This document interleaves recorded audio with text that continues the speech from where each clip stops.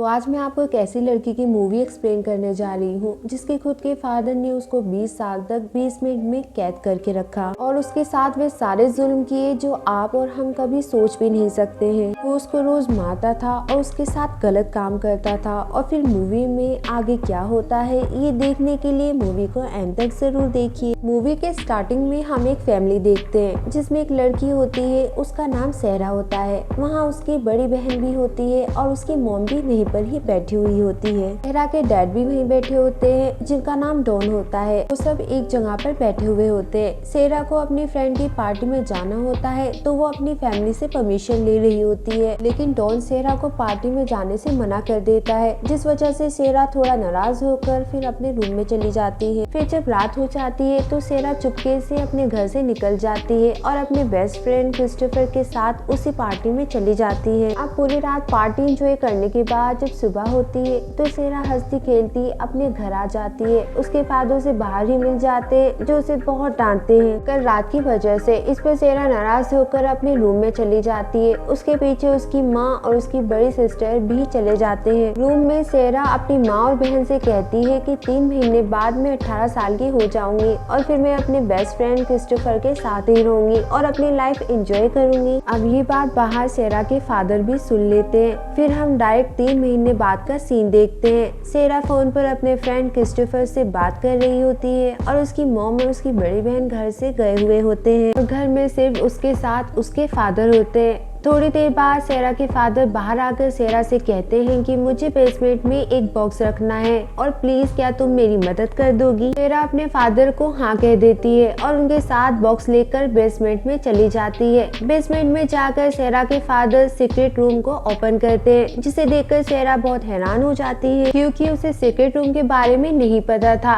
मतलब घर में किसी को भी उस रूम के बारे में नहीं पता था। थोड़ी देर बाद मौका देखकर सहरा के फादर सीक्रेट रूम को बाहर से लॉक कर देते हैं और सहरा रूम के अंदर ही रह जाती है। वो रिक्वेस्ट करती है अपने फादर से दरवाजा खोलने के लिए, लेकिन वो दरवाजा नहीं खोलते और वहाँ से चला जाता है। अब सहरा वे बॉक्स चेक करती है जिसे वो अपने फादर के साथ नीचे लाई थी। उसमें सहरा के सारे जरूरी सामान होते हैं। फिर हम देखते हैं कि सहरा की माँ और सिस्टर घर आकर सहरा को बहुत ढूंढते हैं। सहरा नहीं उनको मिलती है। फिर वो बहुत परेशान हो जाते हैं। उधर हम डॉन को देखते हैं जो बिल्कुल भी परेशान नहीं होता है। फिर जब नेक्स्ट डे होता है तो फिर से सहरा मदद के लिए आवाजें लगाती है, लेकिन उसकी आवाज बाहर तक नहीं आ पाती है। फिर उसी रूम में डॉन भी आ जाता है। सहरा उसे पुश कर बाहर निकलने की कोशिश करती है, लेकिन बेसमेंट का दरवाजा बंद होता है। फिर हम देखते हैं कि डॉन सहरा को बहुत डांटता है। वो सहरा से कहता है कि अगर तुम मेरी बात मानोगी तो मैं तुम्हें यहाँ से बाहर निकाल दूंगा। फिर सहरा डॉन की बात नहीं मानती। डॉन उस पर बहुत गुस्सा करता है और वो उसके साथ जबरदस्ती कर देता है और वहाँ से चला जाता है। फिर एक हफ्ते बाद सहरा के घर में पुलिस आ जाती है। डॉन पुलिस से कहता है कि सहरा अपनी मर्जी से यहाँ से गई होगी क्योंकि वे अपनी मर्जी से लाइफ स्पेंड करना चाहती थी, जिस पर सहरा की मॉम कहती है कि नहीं, वे तो सिर्फ ऐसा कहती थी, वो ऐसा नहीं कर सकती है। पुलिस ऑफिसर उनकी बात सुनकर कहता है कि शायद हमें थोड़ा वेट करना चाहिए, हो सकता है सहरा खुद ही कांटेक्ट करे। उधर हम बेसमेंट में देखते हैं कि सहरा बहुत रो रही होती है अपने फादर की हरकत पर। वो बहुत दुखी होती है। वहीं घर के बाहर क्रिस्टोफर आ जाता है। वे सहरा के बारे में उसके फादर डॉन से पूछता है, जिस पर डॉन कहता है कि वे किसी लड़के के साथ भाग गई है। फिर 21 दिन बाद का सीन दिखाया जाता है। सहरा बेसमेंट में उदास बैठी हुई होती है। आज उसका बर्थडे होता है। वहाँ पर डॉन आ जाता है। वो सहरा के लिए केक लेकर आता है और उसे केक काटने के लिए बोलता है। सहरा उसकी बात मानती है क्योंकि वो वहाँ से रिलीज होना चाहती है। फिर डॉन सहरा को एक कॉस्ट्यूम पहनने के लिए देता है और सहरा से कहता है कि तुम मुझे कोई अपनी एक विश बताओ जिसे मैं पूरा करूंगा, जिस पर सहरा कहती है कि मैं यहाँ से बाहर निकलना चाहती हूँ। इस बात पर डॉन कहता है कि तुम कोई और विश बताओ, जिस पर सहरा फिर कहती है कि मुझे एक टीवी चाहिए और एक घड़ी भी। और यहाँ पर एक बार फिर से डॉन सहरा के साथ जबरदस्ती करता है। अगले दिन डॉन सहरा के लिए घड़ी और टीवी लेकर देता है। डॉन के जाने के बाद वहाँ पर सहरा फूड चेन की हेल्प से एक हथियार बनाती है क्योंकि वे डॉन पर हमला करना चाहती है और फिर वे डॉन डॉन को अपने पास बुलाती है। डॉन को उस पर कुछ शक हो जाता है। जैसे ही वो उसके पास आता है, सेरा उस पर हमला करती है। डॉन अपना बचाव कर लेता है। वो सेरा को बहुत मारता है, यहाँ तक कि उसका हाथ भी तोड़ देता है। और फिर ऐसे होते हुए पूरा 1 साल बीत जाता है। हम देखते हैं कि सेरा प्रेग्नेंट होती है और उसको एक बेबी गर्ल भी हो जाती है, जिसे देखकर डॉन खुश नहीं होता है। और फिर से 4 साल बीत जाते हैं। घर में सेरा की माँ हर वक्त सेरा को मिस करती रहती है। और उधर हम बेसमेंट में सेरा को फिर से प्रेग्नेंट देखते हैं और उस दौरान वो अपनी छोटी बच्ची के साथ टीवी को देखकर अपना वक्त बिता रही होती है। फिर कुछ दिन बाद सेरा को एक बेबी बॉय हो जाता है। उधर एक बार फिर से क्रिस्टोफर सेरा के घर आता है, जहाँ पर उसे सेरा की बड़ी बहन मिलती है। क्रिस्टोफर सेरा की बहन से बताता है कि डॉन ने उसे बताया है कि सेरा किसी लड़के के साथ भाग गई है, जिस पर सेरा की बहन कहती है कि नहीं, ऐसा नहीं है और मुझे तो शक है कि मेरे डैड ने ही उसे कहीं छुपा दिया है। उधर हम बेसमेंट में देखते हैं कि सेरा फिर से तीसरी बार प्रेग्नेंट हो जाती है और घर के अंदर सेरा को लेकर डॉन और सेरा की माँ के बीच में झगड़ा हो जाता है। और अब बेसमेंट के अंदर सेरा को फिर से तीसरा बच्चा हो जाता है, जो कि बेबी बॉय होता है। सेरा एक दिन डॉन से कहती है कि वे चाहती है कि उसका ये बच्चा उसकी माँ के पास चला जाए। तभी डॉन को एक आइडिया आता है। डॉन उस बच्चे को अपने घर के दरवाजे के बाहर रख देता है। बच्चे की रोने की आवाज सुनकर सेरा की माँ बाहर आती है। वो बच्चे को गोद में उठा लेती है। उसके साथ एक चिट्ठी भी होती है, जिस पर लिखा होता है कि माँ, मैं सेरा हूँ और ये मेरा ही बच्चा है। मेरे हालात कुछ ठीक नहीं है, तो मैं चाहती हूँ आप इस बच्चे को अडॉप्ट कर ले। ये चिट्ठी पढ़कर सेरा की माँ बहुत इमोशनल हो जाती है और इस बच्चे को अपनी गोद में उठाकर घर के अंदर चली जाती है। कहीं पर ही एक छोटी सी स्लिप भी होती है, सेरा ने चुपके से अपनी माँ के लिए लिखी हुई थी, जिसे डॉन पढ़ लेता है। उसमें लिखा हुआ था कि माँ, आप मुझे बचा लीजिए, डैड ने मुझे बेसमेंट में बंद करके रखा है। अब डॉन बहुत गुस्सा हो जाता है। वो बेसमेंट के अंदर जाता है और सेरा के साथ फिर से जबरदस्ती करता है। और फिर हम देखते हैं कि काफी साल बीत जाते हैं। अब सेरा के दोनों बच्चे काफी बड़े हो जाते हैं। सेरा की बड़ी बेटी को अस्थमा की परेशानी है और हम ये भी देखते हैं कि डॉन की गंदी नजर सेरा की बेटी पर भी है और सेरा इस बात को पहचान गई है, तो इसलिए हमेशा वो अपनी बेटी को प्रोटेक्ट करती रहती है। फिर एक दिन सेरा देखती है कि बेसमेंट की छत से पानी टपक रहा है, तो अब सेरा को आइडिया आता है। वे पानी टपकने वाली जगह पर एक सुराख कर देती है और फिर उस सुराख से लाइट बाहर करती है, शायद कोई हेल्प उसे मिल जाए। वहाँ बाहर एक आदमी सुराख से आती हुई लाइट देख भी लेता है। वो घर के अंदर जाता है, जहाँ पर उसे डॉन मिलता है। वे डॉन से कहता है कि आपके बेसमेंट से कोई लाइट बाहर आ रही है। ये बात सुनकर डॉन को बहुत ज्यादा गुस्सा आता है। वो बेसमेंट में जाता है और सेरा को बहुत बुरे तरीके से मारकर उसका मिसकैरेज कर देता है और फिर मरे हुए बच्चे को लेकर कहीं दफना देता है। ये सब देखकर सेरा के दोनों बच्चे भी बहुत दुखी हो जाते हैं और वहाँ के हालात बहुत ज्यादा खराब हो जाते हैं। फिर हम देखते हैं कि सेरा के बच्चे अपनी माँ से बात कर रहे होते हैं, जहाँ पर सेरा अपने बच्चों को सब कुछ बताती है और डॉन की सारी असलियत भी बता देती है। सब सुनकर बच्चे काफी डर जाते हैं और तभी सेरा की बेटी को अस्थमा का अटैक आ जाता है और वहीं पर डॉन भी आ जाता है। डॉन को बहुत गुस्सा आता है कि सेरा ने बच्चों को सब कुछ बता दिया है, तो वे सेरा को बहुत मारने लगता है। और तभी बचाव में सेरा का बेटा आगे आकर डॉन का सामना करने लगता है। डॉन को उन सब पर गुस्सा आता है। वो बेसमेंट से बाहर जाकर वहाँ की लाइट बंद कर देता है। फिर मूवी में हम कुछ दिन बाद का सीन देखते हैं। डॉन की जॉब चली जाती है और अब डॉन के पास सारे पैसे खत्म हो जाते हैं। उसकी सारी सेविंग्स भी खत्म होने लगती हैं। अब हालात ये है कि डॉन को बैंक की तरफ से नोटिस आता है घर खाली करने का और इस वजह से डॉन परेशान हो जाता है कि अगर उसने घर खाली कर भी दिया तो जो भी उस घर में रहेगा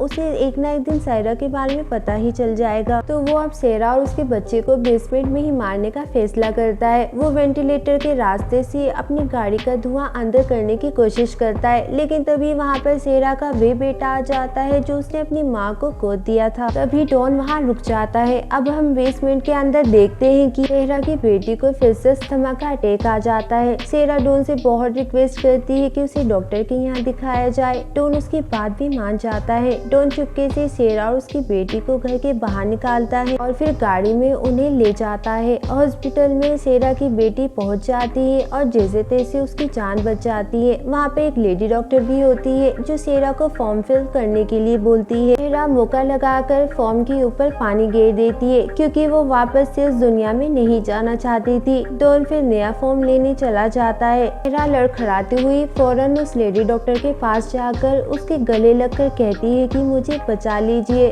तभी हम देखते हैं कि पीछे से डॉन भी उसे देख रहा होता है और वहाँ पर एक पुलिस वाला भी होता है। पुलिस वाला और डॉक्टर समझ जाते हैं कि ये लड़की किसी मुसीबत में है। अब खुद को फंसता देख डॉन सामने से भागने ही वाला होता है, लेकिन पुलिस वाला उसे पकड़ लेता है और फिर उसके बाद डॉन को पुलिस स्टेशन ले जा लेते हैं। यहाँ पर डॉन अब सब कुछ बता देता है और अपना गुनाह कबूल कर लेता है। पुलिस घर में भी आती है और अब बेसमेंट से सेरा के बेटे को भी निकाल लेते हैं। ये सब कुछ देखकर सेरा की माँ बहुत शॉक्ड हो जाती है। उसकी बेटी के साथ इतना कुछ हो गया है और अब सेरा अपनी माँ और बहन के साथ रहने लगती है। उसके बच्चे भी खुश रहने लगते हैं। तभी वहाँ पर अचानक से क्रिस्टोफर भी आ जाता है, जो अभी तक अनमेरिड है। उसने शादी नहीं की होती है। सेरा क्रिस्टोफर से मिलकर बहुत खुश होती है और फिर सेरा और क्रिस्टोफर दोनों एक लॉन्ग ड्राइव के लिए चले जाते हैं और फिर यही मूवी का एंड हो जाता है।